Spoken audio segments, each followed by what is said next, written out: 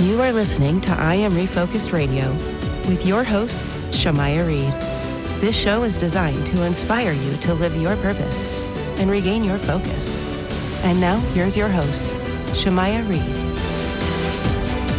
Hey, welcome to I'm Refocused Radio. Once again, we are here today, and guess what? We have a true honor having a special guest, Jemele Hill. She is the host of the new podcast, Spolitics, but you know her. You've seen her on ESPN. She's former ESPN anchor, but her resume is too long, man. I'll have to do 20, 30 minutes on that resume. First and foremost, good morning to you, Jemele. How are you doing today? I am well. It does get pretty long after a while, but mostly that just means, as in my resume, mostly that just means I'm old. You're doing great things. I mean, I got to plug your book to the Memoir of Uphill. You released that in 2022. Congratulations on that. But like I said, this podcast, Spolitics, I listened to the episode on the history of women's sports and the politics of investing in women's sports. Kind of spill the beans to the audience. What is the main focus of the show? So I know that people have probably heard the popular refrain, stick to sports, which is usually aimed at, people or athletes or people in sports, I should say, that have positions that maybe run counter to some of the people who are listening, because people tend to not say that when they agree with the person. But nevertheless, there's a long, very clear history of sports and politics mixing quite a bit. And since the beginning of time, if people listen to my very first episode, I talk about how George Washington used to host election parties. And in order to get people to vote, they would play games, and he also would ply them with liquor so that he would encourage their voting participation. Andrew Jackson was somebody who was deeply into horse racing. So there's been this long history of where you have politicians who either engage in sports or either use sports as a way to sort of galvanize around political issues. And one of the things that sort of changed, or at least made sports and politics more polarizing, is when Black athletes began to use these same platforms to speak to the conditions of their communities, to draw attention to wider social justice issues. And then all of a sudden, people didn't want their sports mixing. And so what this podcast aims to do is that I want to sort of put all these pieces together and sort of explain some of our modern political structure and the things that we see happening in sports, and explain those links to wider politics. Because the great thing about sports, because it's something we do that unifies us, is something everybody does together. One of the few things in this country we do together. It affords us an opportunity to really examine things differently through a sports lens as opposed through a political lens. And with your rich history of 20-year plus in journalism in your career, you also are an Emmy Award-winning journalist. Being able to make your stamp in this industry, how do you see that as a way forward to not just inspire other young women, but also to help them understand that there's a lot of things possible in this world if you put your mind to it?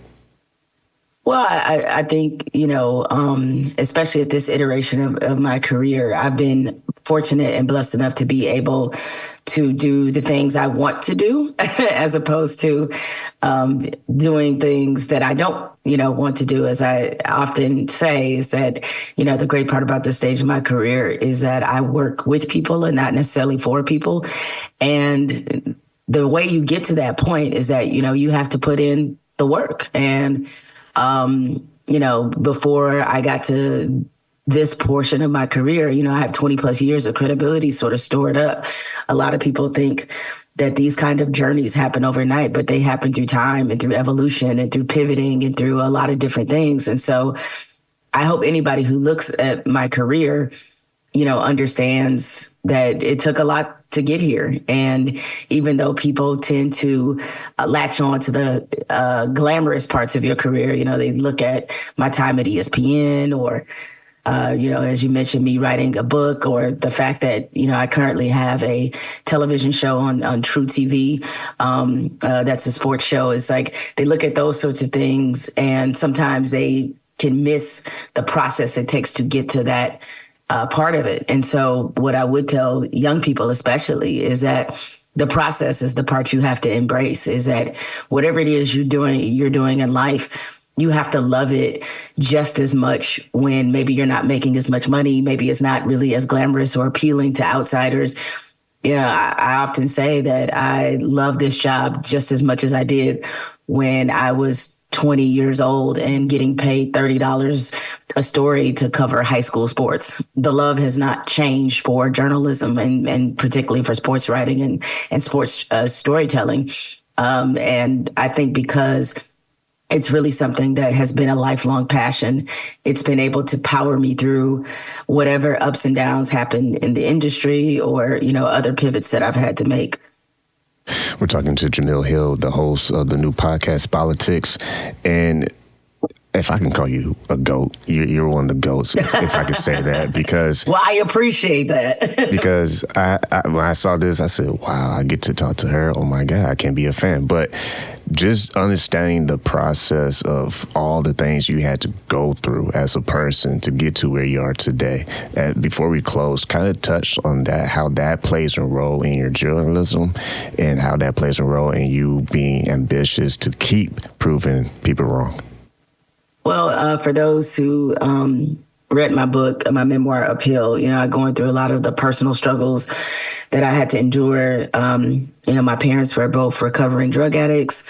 I grew up in Detroit and, inner city Detroit, was on welfare. My mom was on welfare on and off throughout my childhood. And so, I've experienced poverty. Obviously, again, being the child of recovering addicts, I've experienced seeing, my parents go through something that was, kind of a devastating time in their life.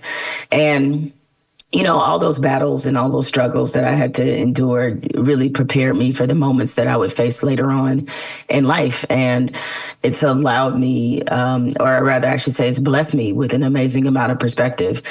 There's no career setback that I've ever had that could match some of the things I had to experience growing up.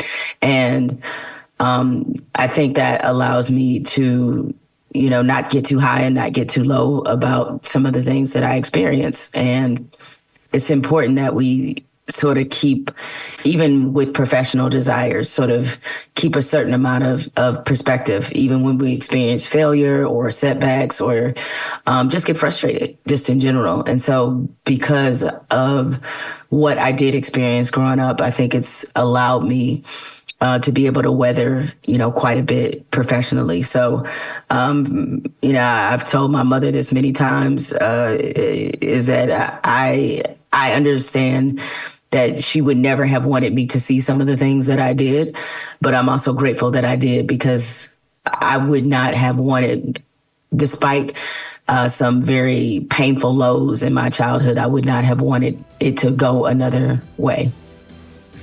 Once again, listen on Refocused Radio, talking to the one and only Jemele Hill, host of the new podcast, Spolitics. Make sure you go get that book too, Uphill.